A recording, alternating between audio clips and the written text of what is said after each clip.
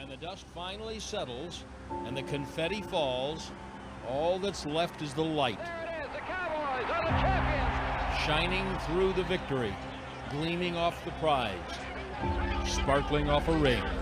Your Cowboys are the champions. What's often forgotten is the dirt, the grit, the attitude that led to success. A foundation that was waged in silver and coated in blue. Generations of predecessors who paved the way for a new champion to rise.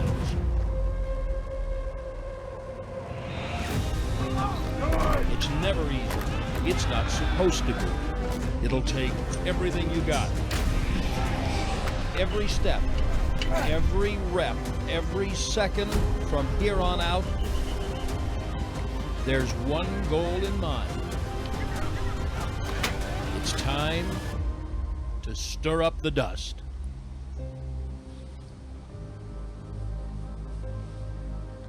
Welcome into Training Camp Live from the Star here in Frisco, Texas, presented by American Airlines. American Airlines, travel with confidence, the official airlines of the Dallas Cowboys. Kyle Yeoman's with you alongside Nick Eatman, and things look a little bit different this year for Training Camp Live. Instead of being on the field, we're up in the Star. We're still at practice. We're still watching practice. But, Nick, it's an off-season unlike no other, which means we've got a little bit of a Training Camp Live like no other.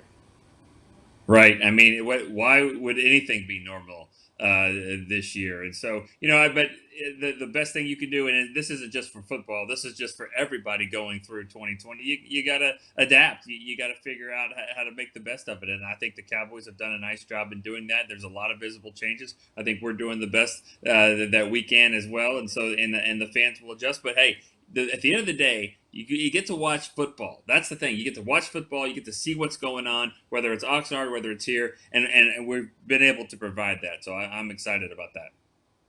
It's extremely exciting, and it's a morning sort of practice as you see the players actually making their way onto the field. It's about 3 weeks later than we thought it was going to be originally. We were slated to get started in the middle of July. Now we're in the middle of August. Well, the Cowboys are back on the field, and there are a lot of questions surrounding this team. Mike McCarthy's first year as head coach here with the Cowboys after taking a year off in between his time in Green Bay. Now he's here in Frisco. Hey, Zeke Elliott, of course, trying to take things up a notch after not having a training camp last year, Nick.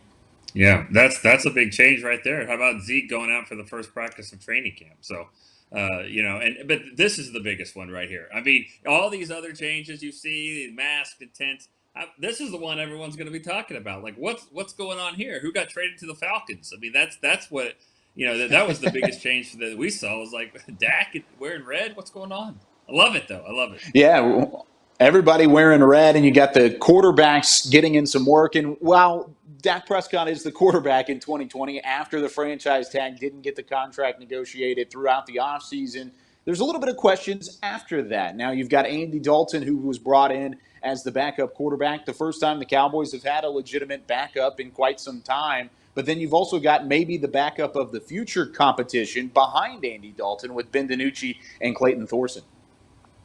Yeah, I mean, I think you just take one step at a time when it comes to quarterbacks. So a lot of questions though, like you said, a lot of questions on if they keep a third quarterback, what'll happen there. Obviously there's no talk about Andy Dalton competing. I don't think competing with Dak Prescott for reps. But what I do think a veteran quarterback brings to the table is that he's going to help Dak. He's also going to push him. You don't have to be competing for the job. If Andy Dalton goes out and makes 12 great throws in a row in this drill right here, Dak sees it. He knows what's going on. He's going to go in and step up his game. It doesn't look like that was a great throw by him based off his reaction. But you know what I mean, Kyle. Like if you just go out and two competitors, three competitors, everyone's pushing each other, that's going to make people better. And I don't think Dak has had that in his career.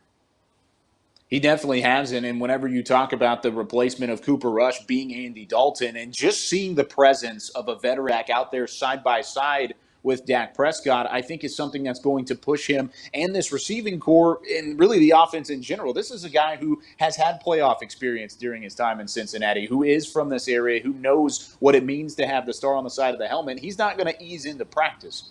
He's not going to ease into a season, and I think that's what Andy Dalton brings to the table. But after that, you've got the 7th-round draft pick, Ben DiNucci. I thought early in practice today, he was definitely slinging the ball around during these drills and kind of following up the veterans quite nicely as an FCS quarterback who was taken in the final round. Yeah, again, you know more about him than I do. I was watching him. He's number 7, right? He is number 7. Hey, the drills that I saw, they actually were throwing the ball right in front of us. I thought number 5. I think Thorson might have the best arm of the group. That doesn't necessarily matter, It's not like he's going to play that at all, and he's he doesn't get the preseason games and stuff like that. So, but the Cowboys were high on him last year. Different staff, of course, but they were high on him. They really liked him. DiNucci though, same thing though. They were high on him enough to draft him in the 7th round. So there are some quarterback prospects of the future, but. I don't think there's been so much excitement about or intrigue about about the quarterback position than this year, and it's mainly because they've added Andy Dalton there. I mean, they've had No doubt. They've added him, but funny, Kyle. It's like that they added a guy that everybody hopes doesn't play, except for maybe Andy Dalton. But I mean, nobody wants him to play, but you're excited about it. But it's like wearing your seatbelt. You wear it, but you don't really hope that it matters, but you are going to wear it because you're wearing a seatbelt. So hey, he's a seatbelt. It's the safety net, and that's exactly what you want from a veteran quarterback like him, to come in and be that safety net, to elevate your starter, but be there just in case. And it's kind of interesting going into this year, even though there isn't maybe as much excitement around the backup quarterbacks behind Andy Dalton and Dak Prescott, but it's also that much more intense from an evaluation standpoint because they don't have preseason games in order to talk about each one of those quarterbacks and evaluate those quarterbacks against other competition whenever those preseason games normally come up and are at the forefront. But let's look on the defensive side of the football, where really the question marks and really the additions have been made for this Cowboys roster throughout the offseason. The offense looks relatively similar. Yes, you add Andy Dalton, but the defense is really where a lot of the question marks lie, Nick. Yeah, and the Cowboys keep, trying to do their best to add to that. I mean, I think, they just this week getting Everson Griffin in here, and so they're making these adjustments. But looking at the linebackers, I thought the best news to me was the fact that Leighton Vander Esch is not on PUP. He's right here doing this drill on the first practice. I wouldn't have thought that last year. I would have thought going into the season he would be on PUP. So this is a really good sign to have him there, have him next to Jalen, Sean Lee out there. This could be a really, really good linebacker core, and I think it's going to be because of the defensive tackles, because you've added McCoy and Dontari Poe, and you got that beef inside. It allowed these guys to run around. And we'll talk about McCoy here in just a second, but I want to kind of second what you said about Leighton Vander Esch. Just watching him run and read, and there wasn't a whole lot of contact in today's practice, of course, but you're still going to be able to see exactly where he is as a player, being that Mike linebacker, calling the shots as really the captain of the defense. That's what he's going to bring to the table and allow Jalen Smith to maybe run downhill, to be more of a pressing, rushing linebacker. And I think the way that Leighton Vander Esch was able to move around today was extremely fruitful. Now, Aldon Smith, another addition on that defensive side of the football, one of the very few names that are, or not very few, but the very names that are going to be exciting throughout this offseason and throughout training camp, came out in his first practice today. There he is standing next to DeMarcus Lawrence. But what did you think about Aldon Smith and what he brought to the table after taking 5 years off from football? I thought he's wearing 58. I think he's talking to DeMarcus Lawrence. I'm sorry, I'm not going to lie. I mean, I don't get to see much about it from him. Where the defensive linemen were, we didn't get a great view. For him, being right there where he is, that's the story for him. Now he's past all that. He's certainly ready to take this next step, and I think he's the biggest wild card on the team. I really do. I think if Aldon Smith comes back and is anywhere close to the player that he was before he had some of the issues, then the Cowboys have the biggest steal in the NFL, and he's already a finalist for comeback player of the year if that happens. If he's not, then what it doesn't matter. It was a free look at a guy that that might have a chance to resurrect his career. But now that you put in Everson Griffin, and it's somebody's going to stick here, right? Someone's going to come back and do well. What if it's Randy Gregory? What if he comes back? Somebody is going to come back and come to form, and that's an exciting thing. And I'm sure D. Law's got to be excited about it. And he gives a ton of flexibility to Mike Nolan in that defense. And one of the things that I saw today during practice is that he was standing up on the edge. We saw 3 down linemen, and he was on the edge kind of as that fourth rusher. And that's something that I think we're going to see a lot more of with Mike Nolan than we saw with stabs of the past. And I think Aldon Smith fits that role very nicely moving forward. He even had some one-on-ones with Tyron Smith where he lost a couple battles early, but he fought back and was able to show out a little bit later on in practice on that side of the football. Going back to the secondary, though, Clinton Dix, a former Mike McCarthy product, now a veteran safety for this defense. I think he absolutely has a chance to become a starter here, Nick. And there you see him on the sideline. He had a lot of reps and kind of showed his veteran ability in practice as well. My first thought was, man, Jordan Lewis got taller, but then I forgot Jordan Lewis switched numbers. And so, and Jordan Lewis got to do a lot as well. But, it was good to see out there, him and Xavier Woods. Xavier Woods is my guy, actually, to have a breakout season. I think he's going to have a big year, contract year-wise. But having next to him, safeties in this scheme are very interchangeable. You'll see them both close to the line of scrimmage. Both of them can play back. So that's always good. Anytime you have a box free, strong safety and then a free safety, offenses can kind of know where to go and try to get some mismatches. But if can cover, Xavier Woods can cover, I think they're going to play off each other very well. And so was around the ball a lot. There's Xavier, there's my guy. I think this safety tandem has a chance to be pretty good. Now it's not electric. They didn't go and make the trades the last few years. Everyone wants them to, but there's a reason for that. And I think that they're familiar with and they like what they see here in Xavier Woods. And I think together they could be pretty good.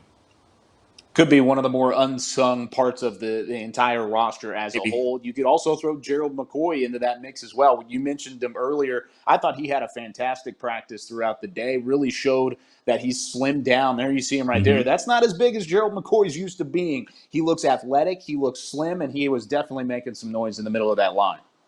Yeah, and the best part about what they've got in the defensive line is, especially specifically Gerald McCoy, is that he gets to face Zach Martin and Joe Looney. Looney's not Frederick, but he's still a guy that's been around this league, and he's a veteran. And he's a capable starter. So I think the D line will push the O line and vice versa, and that's really all you can ask for. They're not, like we said, they're not playing preseason games. They're not getting to do all that kind of stuff. This is the game, and for some of these guys, this is the biggest time, the most important practice that they've ever had. There's no Allen Iverson talks, going on here. No Allen Iverson speeches we're talking about practice, because this is where decisions will be made. I'll tell you a story real quick. 2011, Dan Bailey, there was 5 kickers on the team in training camp. So when they went out to practice, that was competition. And Bailey was pretty good there. He got to stay, and he was a good kicker. Pretty good kicker for the team, but it happened in practice, and I think this is going to be very similar. Did I just see my guy, 44? Is that Bernard? Oh, yeah. That's Francis Bernard out of Utah. I'm telling you, Francis Bernard is making the team. I don't know why. Okay. I don't know. I have no idea. But I think because of the scouting report I wrote earlier in the offseason. That's why. Didn't read them. No, I'm just kidding. No, I actually did. And I learned that he was like 2-time first team All Pac-12. And what was funny? I get to be in the building just a little bit. I saw some guys walking around, and I saw Bradley and I and Francis Bernard walking together to lunch, which makes sense. They're both from Utah. And as they're walking, I'm like, one of these is a defensive end, one's a linebacker. You couldn't really tell which one was which.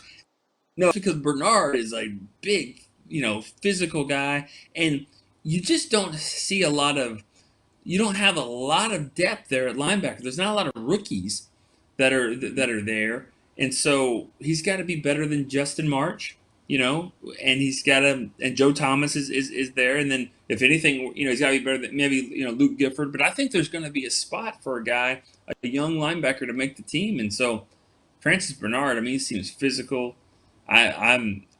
We'll see. I mean, I don't know why. I think if there's a pet cat, I think for me it's Bernard. I might be right there with you because he's physical, yet he's fantastic in coverage. One of the best coverage linebackers in college football from a year ago. But that's going to do it for our first Training Camp Live presented by American Airlines. Travel with confidence, the official airlines of the Dallas Cowboys. Nick, thanks so much. We'll talk again soon, but that's going to do it for Nick Eatman. I'm Kyle Yeomans. We'll check in with you next week here on Training Camp Live.